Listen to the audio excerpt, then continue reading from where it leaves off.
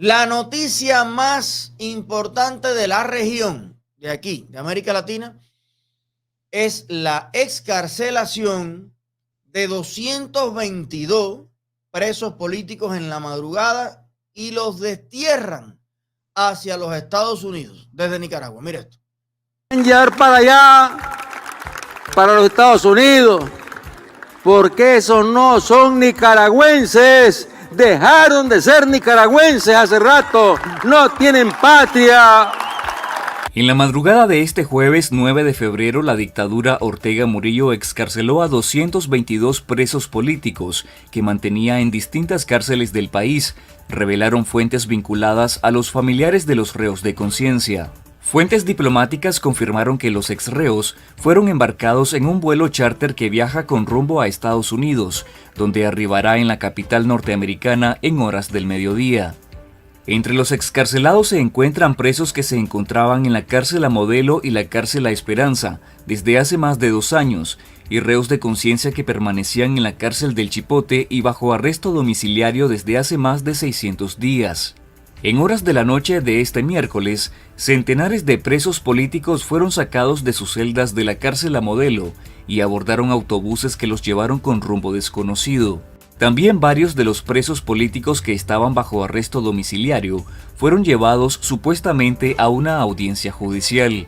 En las últimas semanas, los jueces orteguistas aplicaron penas accesorias en las sentencias que condena a los presos políticos, en las que se les impone una supuesta inhabilitación perpetua de sus derechos políticos y civiles.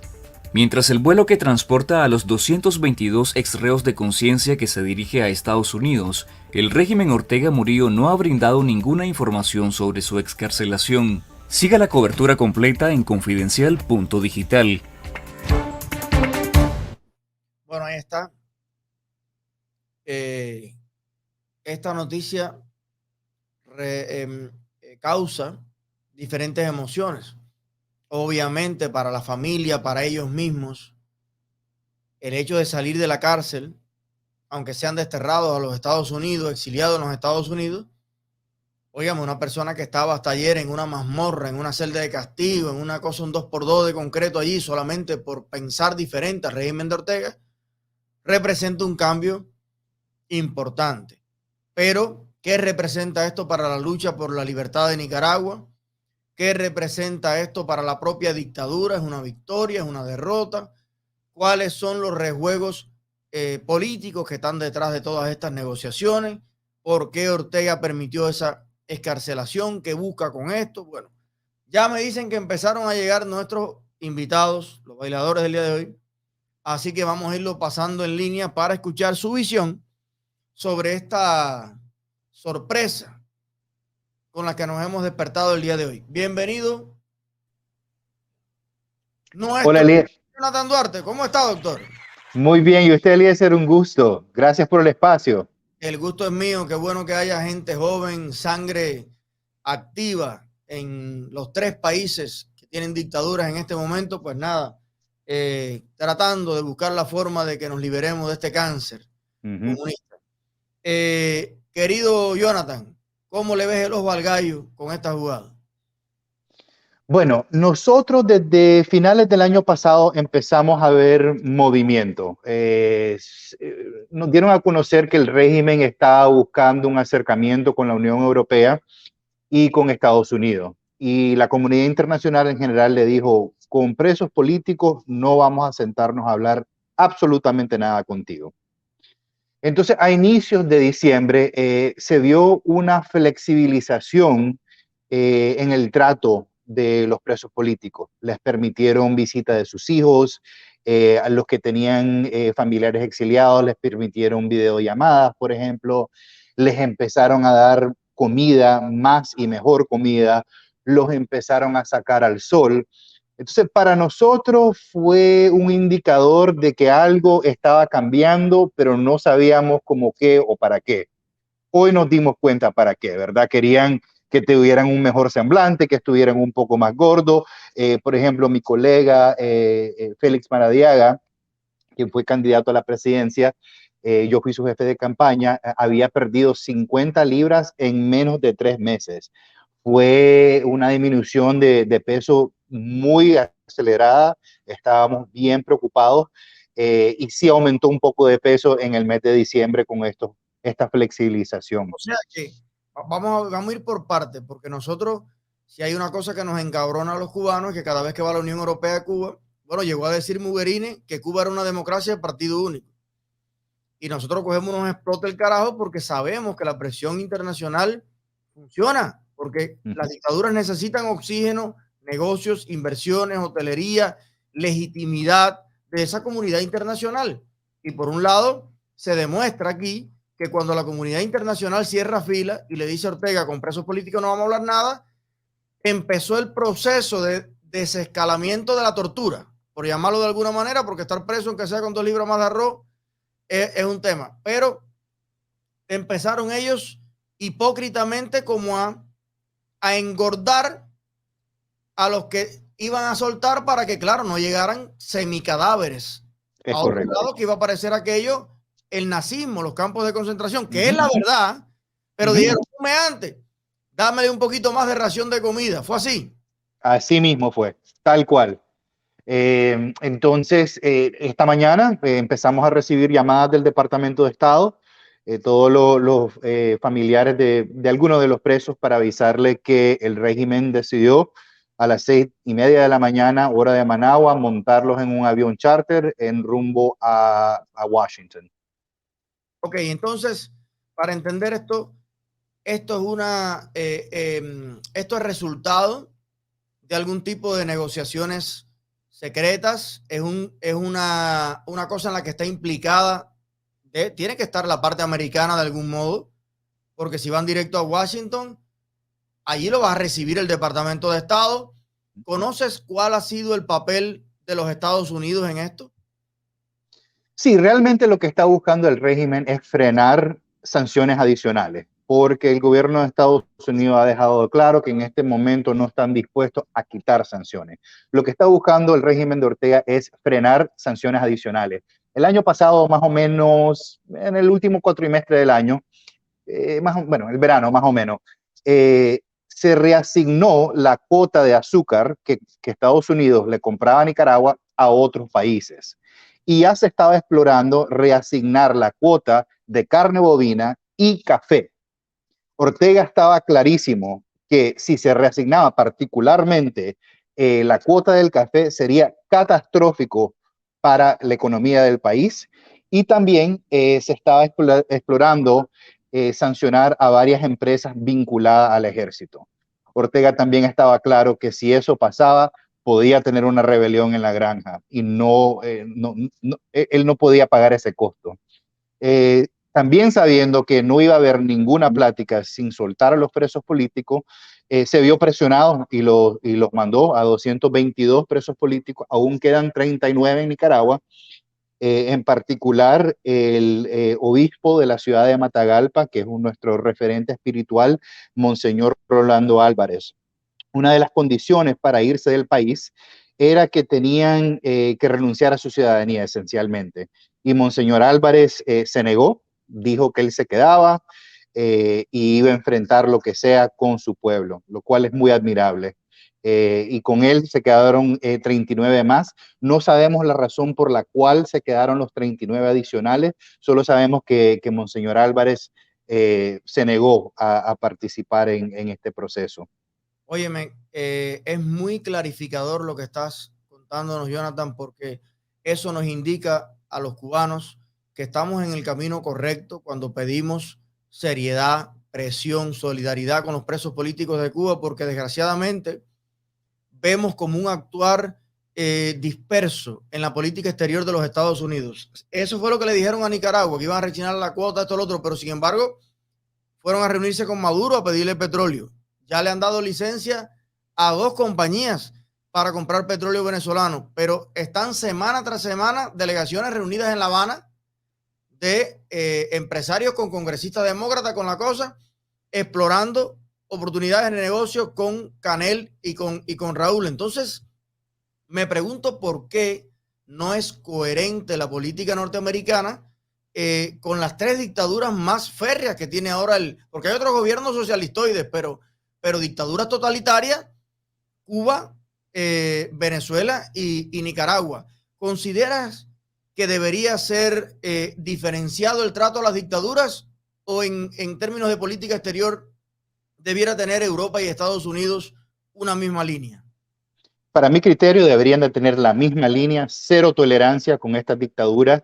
Es evidente que en Caracas y Managua están usando el manual de La Habana, es clarísimo, pero lamentablemente geográficamente hay algunas diferencias. Por ejemplo, Nicaragua queda en el mero centro de Centroamérica, entonces un caos en Nicaragua puede afectar la economía de toda la región, porque si hay un bloqueo que no puede pasar producto de Honduras al sur o de Costa Rica al norte, es un problema para Estados Unidos. Y también el tema de migración.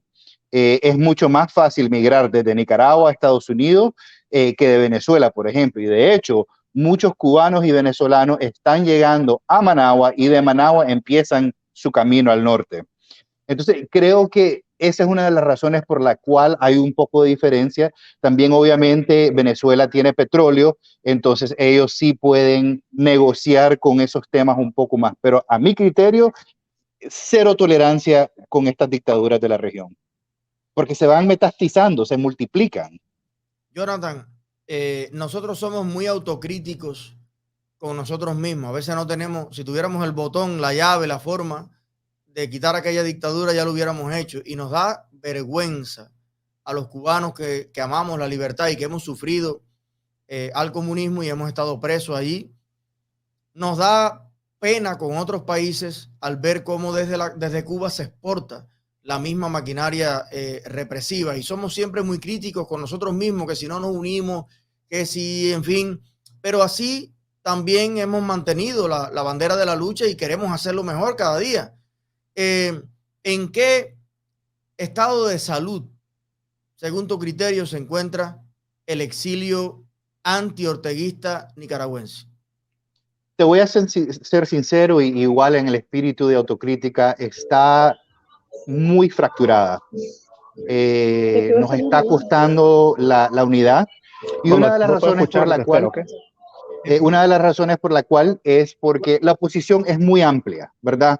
Entonces tenés personas que participaron en la dictadura de los 80 que se le voltearon a Ortega, tenés a personas de centro izquierda, tenés personas de centro derecha, tenés a personas mucho más conservadoras.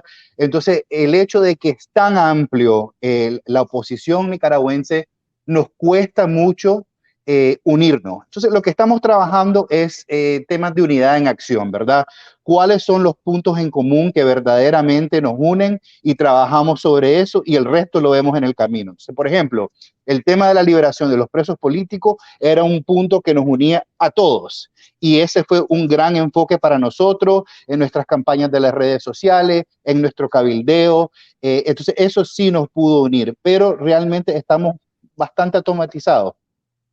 Bueno, parece que todos los exilios se parecen, porque creo que también la propia estrategia de la dictadura se parece en todos los países, que también tiene muchos agentes aquí para echarnos a fajar y para decir, oye, aquel es más alto, el otro más bonito, ¿verdad? Y se dan todas estas cosas. Pero quiero, ahora que estamos estableciendo este contacto, bueno, ya se conocen, por supuesto, nuestro querido Orlando, que es un referente en el exilio de lucha. Y bueno, que cuenten con nosotros también para sus convocatorias. Yo también te voy a avisar cuando nosotros nos manifestamos, lo que vamos a hacer. Y creo que hay que hacer más presencia conjunta para también que pueda ver Europa, Estados Unidos y el mundo entero que esto es una causa global, esto es una causa continental. No es algo de que hay un problemita en una esquina de no, hay una intención mucho mayor. Y están teniendo resultados. Por desgracia, mira cómo se ha pintado de rojo el continente en cuestión de nada, ¿no? Bueno, le damos la bienvenida también al abogado Manuel Prado, que está directamente desde Managua. Saludos, abogado. Y a nuestro gran amigo, doctor Orlando Gutiérrez. Bueno, teníamos reacciones desde el exilio y queremos también saber, Manuel, desde Managua y desde el Estado de Derecho, ¿cómo se percibe esta liberación, Manuel? Bueno, caballero, antes que todo quiero agradecerte a vos, tu equipo técnico y tu audiencia por esta oportunidad de poder compartir algo que nos ha tocado a ambas naciones, ¿verdad? Vivir y sufrir juntos. Mira, para corregir, estoy en el estado de Texas, soy nicaragüense del primer exilio. Y lo que te puedo decir es que en Nicaragua, obviamente, hoy pegó una noticia muy fuerte que no se esperaba. La imagen del régimen, que es una imagen bien fuerte, ha intentado de controlar la narrativa a su favor, obviamente. Pero hoy con esta noticia va a ser sumamente importante que plataformas como el suyo, ¿verdad?, lleguen a los territorios de cualquier manera para que vean lo que verdaderamente está sucediendo. Mira, Nicaragua muy distintamente está muy conectado económicamente a los Estados Unidos. El 84% de la economía nicaragüense está pendiente con el trato de libre comercio. Jonathan Duarte anteriormente te mencionó un poco más de los diferentes cupos que están suspendiendo de parte del trato, y creo que ahí está el detalle y la fuerza política nuestra aquí en los Estados Unidos, con los congresistas locales, ¿verdad?, con nuestros representantes, para que vean que tenemos pueblo, que no estamos solos, que el nicaragüense aquí en los Estados Unidos camina con el pueblo venezolano y camina con el pueblo cubano, como vos mencionaste anteriormente, y cuando llegamos 2,000 votantes a la oficina de esos congresistas, tiene poder y lo estamos viendo, se está manifestando. O sea que desde tu punto de vista, aunque Ortega esté dando discursos triunfalistas de salimos de la lacra esta, en realidad Ortega tuvo que hacer esta jugada porque la presión que se hizo y el riesgo de caer en un default económico con esa pérdida de los contratos, de las cuotas, de todo, en realidad fue una victoria de la presión y del exilio. Exactamente, y son pasos que podemos tomar nosotros externamente, condicionar la posición más favorablemente ante la dictadura, mientras que internamente el país se va coordinando clandestinamente. Obviamente que Cuba, Nicaragua, Venezuela no pueden ir a la calle, no pueden hablar y hacer esa llamada, esos informes. Entonces es nuestra responsabilidad que no solamente llegar a nuestras comunidades, ¿verdad?, a nuestros líderes congresionales, pero también llegar con las fuerzas políticas, con los hermanos cubanos, con la población venezolana y la población nicaragüense, porque los tres, lo que pasa en Caracas afecta lo que pasa en La Habana, lo que pasa en La Habana afecta lo que pasa en Managua. Muchísimas gracias, Manuel. Está muy buena esa perspectiva, porque a veces creemos que las dictaduras tienen todo el control, pero las dictaduras necesitan también el oxígeno, la economía, los contratos, y esas pueden ser herramientas muy eficaces para lograr pasos tan importantes. Ya quisiera yo que Michael Osorbo, que Luis Manuel, que toda la gente de Patria y Vida, que toda la gente del 11 de julio pudiera pisar las calles de nuevo, de algún modo, y salir de esa mamorra. José Daniel Ferrer. Así que probablemente tengamos también que intensificar la lucha en esos campos. Orlando, saludos. ¿Qué tal, Elías? Gracias por tenerme en tu programa, y felicito a estos dos jóvenes líderes nicaragüenses que son incansables. Los conozco hace años, y Jonathan y Manuel, la verdad que están constantemente luchando por Nicaragua, es una cosa admirable.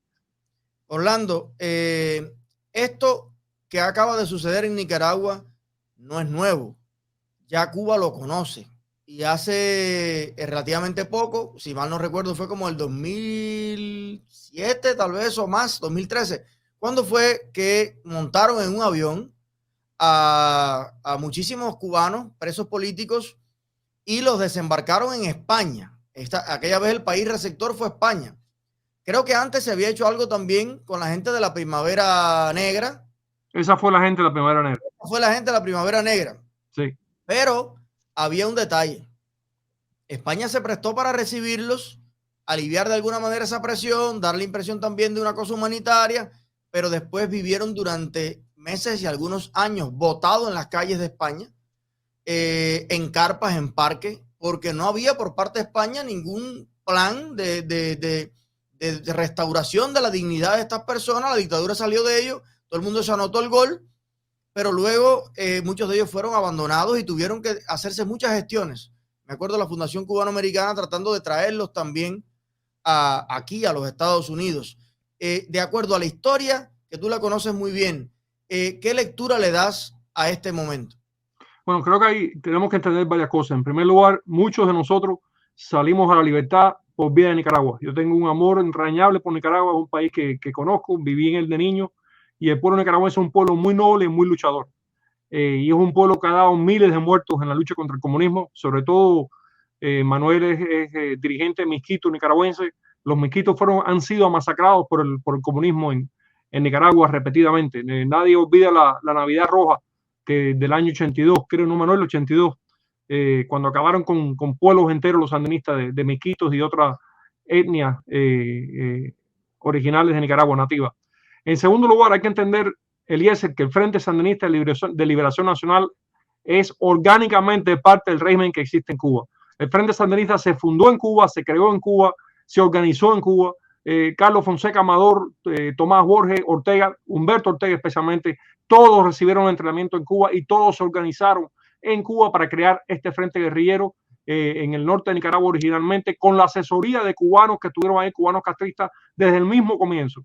Lo que ocurre en Managua está directamente telegrafiado desde Cuba, está instruido desde La Habana, porque siempre han sido una extensión orgánica del régimen que existe en Cuba. Los colores de la bandera son los mismos, el himno se parece, la organización estructural política es la misma, así que es el mismo monstruo que está padeciendo Nicaragua.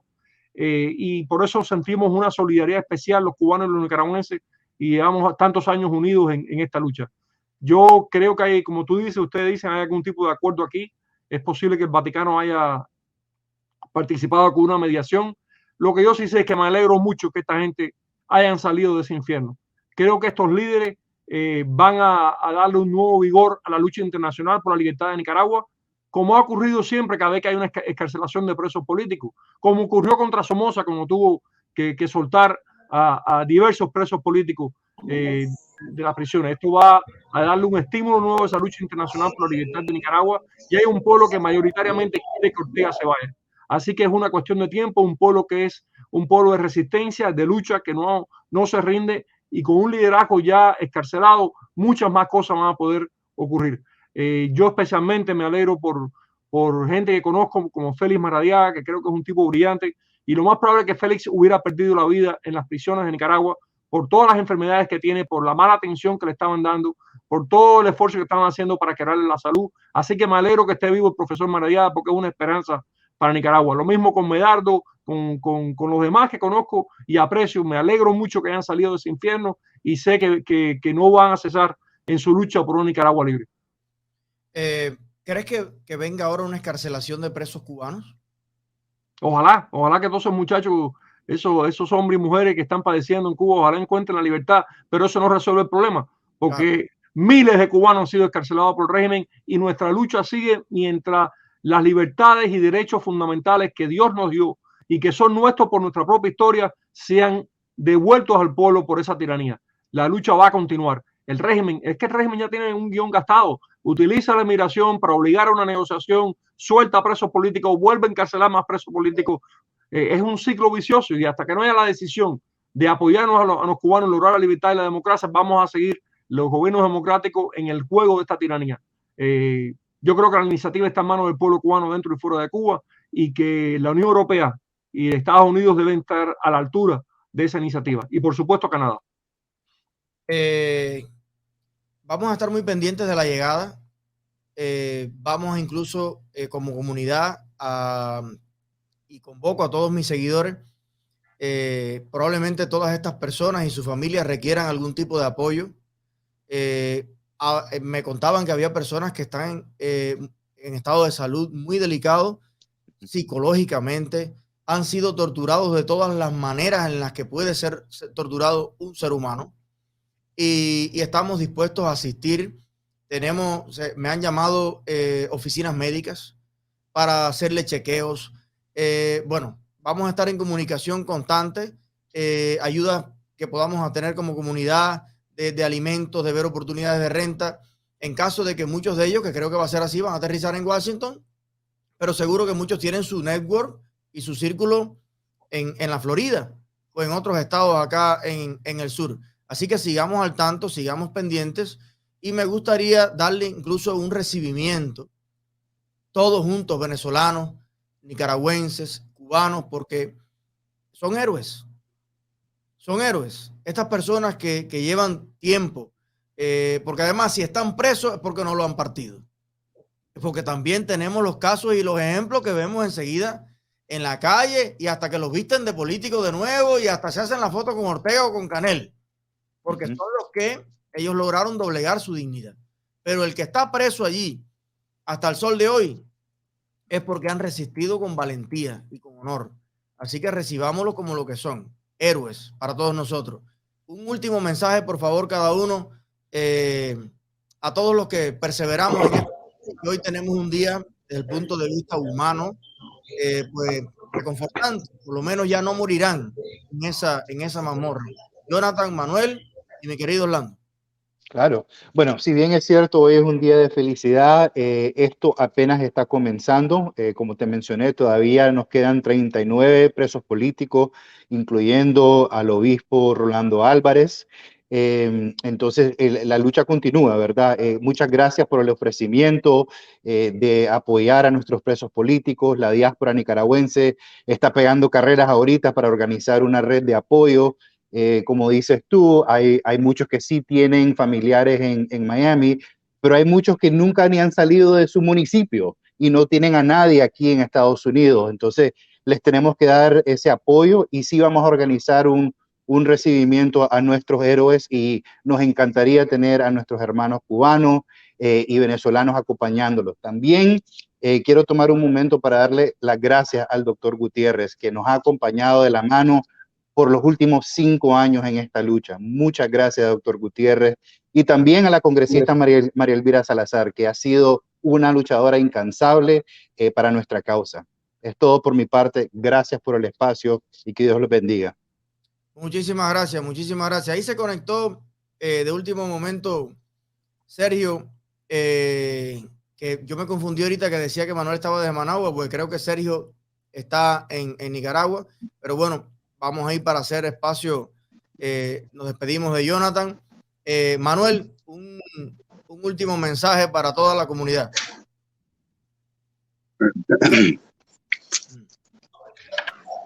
No puedo irme sin agradecerle a nuestro Creador y mi Rey Jesucristo por este privilegio de ver este día que tanto pusimos ante su pie. Y también quiero agradecer el apoyo del Directorio Democrático Cubano, el doctor Orlando Gutiérrez Bonorot, ¿verdad? Que nos han dado ese mentor tan necesario y que sepa que estamos en oración y vamos a luchar juntos hasta que Habana, Caracas y Managua conozcan esa verdadera libertad. Muchas gracias por este espacio. Dios te bendiga y Dios bendiga a todos los opositores que están luchando por esa democracia en nuestras tierras natales. Gracias. Gracias, Manuel. Abrazo grande y nos vemos en el recibimiento. Orlando.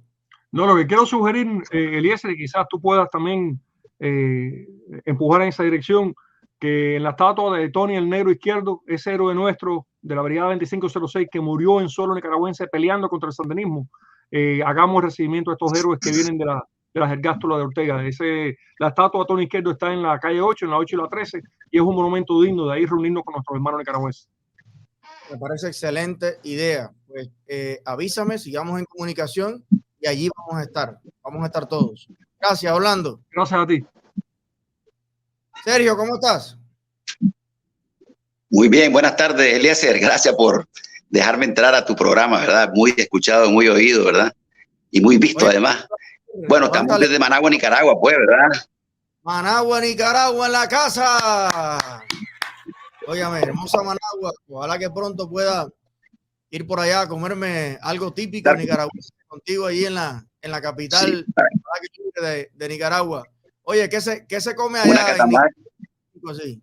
Bueno, para comenzar, una catamal, un gallo pinto, un buen bao. Eso sería lo primero que te ofreceríamos de entrada, ¿verdad? Después hay una lista grande que ibas a ir conociendo cuando estés por aquí. El gallo pinto, ¿verdad? Pero ustedes lo hacen diferente. Es como un revoltillo de huevo con arroz con gris, decimos nosotros. No, es parecido al con gris de ustedes.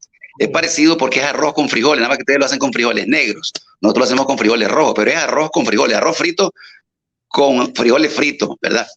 y volverlos a refreír, y eso ya queda el gallo pinto. Pues nada más, le pones cebolla al gusto, ajo, lo que querrás, pero normalmente simplemente ese es un gallo pinto, ¿verdad? Bueno, cuando vengas a Miami, aquí también te espero con un buen café cubano y con un de guayaba y, óigame, yuca con mojo. Mi querido amigo, ¿cómo siente Managua? ¿Cómo se refleja en la gente esta escarcelación? Bueno, para decirte la verdad, es un acontecimiento casi que apoteósico, pues, para la familia, principalmente que estaban ligadas, pues, a los reos que fueron puestos en libertad hoy. Las redes sociales han estado fuertes, ¿verdad? Todos los periodistas que están en el exterior han estado dando noticias constantemente, unos llorando, otros pues dándole gracias a Dios de que este acontecimiento haya pasado, pues que la libertad de estos reos, ¿verdad? De tal manera pues que es un acontecimiento verdaderamente para la familia nicaragüense, porque esto marca un hito nuevamente, ¿verdad? Para que la familia nicaragüense no esté tan dividida como ha estado dividido por muchos años, pues, y esperamos que esto sea el inicio, pues, o el reinicio de una manera de volver al cauce, ¿verdad?, de las cosas normales y que nosotros no estemos divididos, pues, ni por ideología, ni por leyes, ni por religión, ni por ningún tipo, pues, de acontecimientos que verdaderamente lo que hace, sufre la economía, sufre la juventud, sufre todo el mundo, ¿me entendés? Y entonces debemos de buscar una solución, digamos, una solución negociada, una solución pacífica para todos estos acontecimientos que se han venido dando desde el 18 de julio hasta esta fecha. Óyeme. 18 de julio de 1918. Tengo amigos cubanos. De 2018, quiere decir. Y que me dicen, qué cosa, qué lástima que se esté dando este accidente político de la historia, ahora en el siglo XXI, caer en esto, porque Nicaragua me dicen que es uno de los países más productivos de Centroamérica, un país exportador, una potencia agrícola, una potencia ganadera, un país bueno, como también lo era Venezuela y Cuba en su momento. Háblame un poquito para entender mejor, porque los cubanos sabemos que Nicaragua es los volcanes. Los aviones llenos de cubanos que van a ver volcanes y nunca vieron ningún volcán para ir para los Estados Unidos, pero lo que define a Nicaragua como país, su fuerza y su gente, para conocerlo un poquito mejor, ¿en qué son buenos los nicaragüenses? Mira, Nicaragua tiene las tierras más fértiles de todo Centroamérica, ¿verdad? Y aquí es un país agroproductor. El maíz, el frijol, el cacao, el banano, el maní, todo lo que son granos, arroz, ganadería es lo que más se produce en Nicaragua. Incluso habiendo a veces escasez, aquí no hay mucha escasez, ¿verdad? Sube un poco los precios, pero verdaderamente siempre están los productos ahí. Pues, ¿por qué? Porque nosotros somos productores de frijoles, productores de arroz, productores de queso, cuajada, leche. Entonces eso hace que nuestro país subsista ante cualquier, digamos, crisis que haya alimentaria, ¿me entendés? Entonces nosotros nos conocen en Centroamérica, incluso en un momento fuimos el granero de Centroamérica, producíamos el maíz para todo Centroamérica, antes de que llegara la fiebre del algodón, porque aquí entró la fiebre del algodón, ¿verdad? Donde se exportó millones de pacas de algodón y quintales de algodón, que verdaderamente cambió un poco la estructura agroexportadora y agroindustrial en Nicaragua, pues, pero seguimos siendo un país netamente dependiente, pues, de las materias primas que produce la tierra. O sea que falta mucha modernización, industrialización, tal vez con otro tipo de cosas, con el software, pero bueno, aún siendo un país eminentemente agrícola, me gusta mucho eso porque yo eso no lo viví. Ya yo nací en el comunismo avanzado y yo sí no he visto los mercados en Cuba llenos nunca, jamás. O si aparece frijol, no aparece maíz. Si aparece maíz, no aparece pan. Si hay pan, no hay desodorante. Y si hay desodorante, no hay perfume. Eso siempre ha sido así. Doctor, tiene usted una historia muy interesante de cómo fue que usted conoció Cuba. Me gustaría ahí dedicar un par de minutos a entender su relación, pues bueno, de amor y tragedia con mi país? Bueno, Con bueno, yo vivo enamorado de tu país, ¿verdad? Y de su gente, por supuesto. Estuvimos allá para los años 80, 81. Estuvimos en una escuela de policía aprendiendo criminalística, a profesionalizarlo, porque yo fui policía, ¿verdad? De aquí, de Nicaragua, allá por los años 80, 81. Tuve un año estudiando allá en la escuela Antonio Briones Montoto y vine para acá, pues, a exponer todo lo que había aprendido relativo a la criminalística, pues, porque la policía de aquí, pues, era netamente policía, pues se dedicaba nada más a esclarecer los delitos, a reprimir los delitos y a toda la gama, pues, de especialidades que tiene la policía, pues, tránsito, seguridad pública, etcétera, etcétera. Pues. Yo me especialicé fundamentalmente en criminalística, pues, en investigaciones. Y eso fue lo que ejercí, ¿verdad? Estuve de jefe aquí por Matagalpa, Jinotega, y con buen suceso, pues, me sirvió mucho, pues, el aprender, digamos, los principios fundamentales de criminalística, como que uno mira lo que es huellas, interrogatorio, lo que es investigación, etcétera, pues, fotografía, levantamiento del levantamiento de un delito, de la situación operativa donde se dio un delito. Todo eso lo aprendí allá y de alguna manera vine a mostrarlo aquí, pues, ¿verdad? Para que los policías, pues, estuviéramos mejor preparados, pues, para enfrentar a la delincuencia, porque es para eso la policía. Y en ese momento, me imagino que también en el plano ideológico te sentías identificado con lo que pasaba en Cuba, con Fidel, con la revolución. Me imagino que eras muy joven también en ese momento. Claro. Ese porvenir. Sí, tenía unos 22, 23 años para ese tiempo, ¿verdad? Y verdaderamente me sentí identificado con todos los principios de la revolución, etcétera. Pues todo lo que en ese tiempo estaba de moda, bueno, estaba en boga.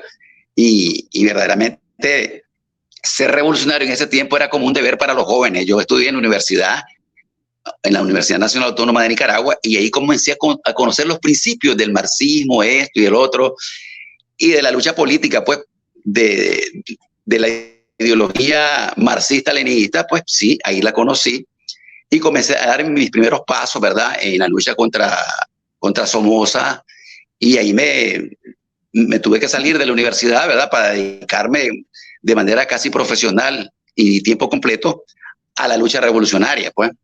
Estuve en la clandestinidad un par de años, ¿verdad?, hasta que vino el triunfo, que se triunfó en 1979, en la lucha contra Somoza, y pues se instauró, pues, digamos, la revolución con la Dirección Nacional al frente en ese momento, pues, y se instaló un gobierno revolucionario, ¿verdad?, encabezado por el Frente Sandinista, pues. Esa es la historia mía, digamos, haciéndole un poco consolidada, pues, un extracto, ¿verdad?, de lo que viví hace años. Y lo que viví en Cuba, pues, que fue una buena experiencia, ¿verdad? Cuba es un país muy bonito, un país que tiene una trayectoria, ¿verdad?, de años, ¿verdad?, de que es un país bonito por sus playas, por sus mujeres, por su gente, por su comida, etcétera, pues. Y verdaderamente yo me enamoré de Cuba, pues, y he ido un par de veces más todavía, además de haber estado ahí, pues, unas 3 veces todavía, he estado por ahí, por Cuba. En el 81 todavía estaba el CAME, todavía Cuba chupaba de la teta soviética casi el 100% de su economía. Aunque nosotros no producíamos casi nada, pues en Cuba había lo que le llaman aquella generación el de todo, que el de todo no es mucho, pero había algo. Y una persona que en su juventud, pues bueno, estuvo no solamente identificada, sino que fue partícipe de todos estos procesos, como bien dice, eran de moda en América Latina. A la altura de tu experiencia, con esto cerramos, pero me parece muy importante para dejar ese mensaje a los jóvenes. Cuando ya ves el día de hoy, digamos, la deriva autoritaria que esto ha tenido en Cuba, en Venezuela, también en Nicaragua, esto básicamente es lo que esperabas, por lo que luchaste cuando eras joven, o lo imaginabas un poco diferente. Bueno, mira, uno poco a poco se va dando cuenta de que las cosas no van bien, pero no se atreve a dar el paso a decir, no, esto no está bien, no se atreve porque tiene un compromiso moral, ¿verdad? Fuerte, tiene una trayectoria que te une a una historia, ¿entendés? De lucha. Entonces vos te cuesta decir, pues, que esto no está bien, pues, de tal manera.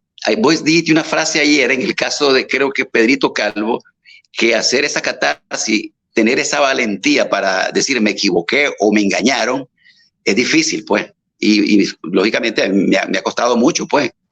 De tal manera que tu pregunta te la contesto de la siguiente manera. Creo que me decepcioné en algún momento. Me sentí estafado por Fidel Castro, digámoslo así, pues, que es el máximo exponente de la revolución, y en Latinoamérica era una sombra constante, ¿me entendés? En todos los países que tenían lucha en contra de los regímenes en ese tiempo totalitarios, en ese tiempo eran dictaduras militares, como en El Salvador, como en Guatemala, ¿verdad? El mismo Nicaragua, había dictaduras militares. Entonces, la moda, el impulso ideológico que te daba bagaje moral para enfrentar esas dictaduras era lo que teníamos ahí, que era el marxismo-leninismo, pues. Y de eso uno como que se enamora, como que le gusta, a pesar de que uno no sabe mucho de marxismo-leninismo, porque uno no se mete a la revolución por saber de marxismo-leninismo. Yo más por marxismo-leninismo no me metí más seguramente porque miraba películas de vaqueros, miraba películas policíacas, miraba que el héroe es el que vencía siempre, ¿verdad? Entonces eso fue una mezcla de todo eso hizo que yo me incorporara, pues, a esa lucha revolucionaria, pero que ahora verdaderamente, pues, yo no la comparto, ¿verdad? Porque al final Cuba es el vivo ejemplo de la estafa que se ha hecho, pues, en Latinoamérica, de los movimientos revolucionarios. Verdaderamente fue un engaño, ¿verdad? Que ahora, pues, me ha costado, como te dije, de aceptarlo, pero que ya estoy completamente convencido de que los jóvenes de hoy ya no piensan igual como yo pensé cuando era joven, pues.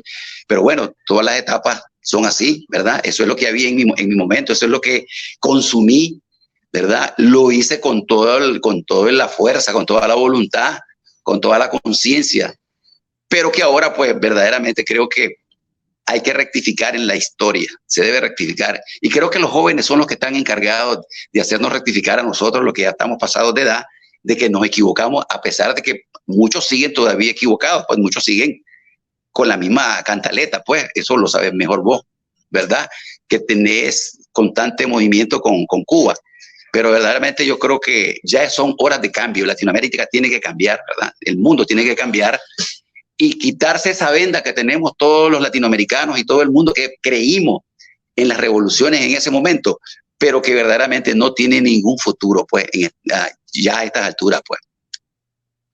Doctor, yo le mando un abrazo muy fuerte y aprecio mucho que usted siga nuestro programa, que me escriba los mensajes tan bonitos que nos pone, y me llena de energía a diario saber que los mensajes que damos de una América Latina unida, libre, democrática, respetuosa a los derechos humanos, que también, por supuesto, ayude al más desfavorable, pero que no le corte las piernas al que ya sabe correr, que seamos competitivos con el resto del mundo.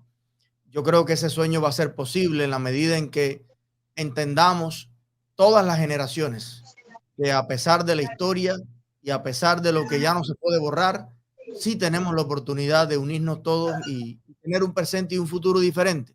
Por eso le mando un abrazo y gracias por venir al programa. No, agradecerte a vos que me hayas dejado entrar, ¿verdad? Y decir una última idea. Este acontecimiento que se acaba de dar en Nicaragua, estos muchachos, ¿verdad?, que fueron puestos en libertad,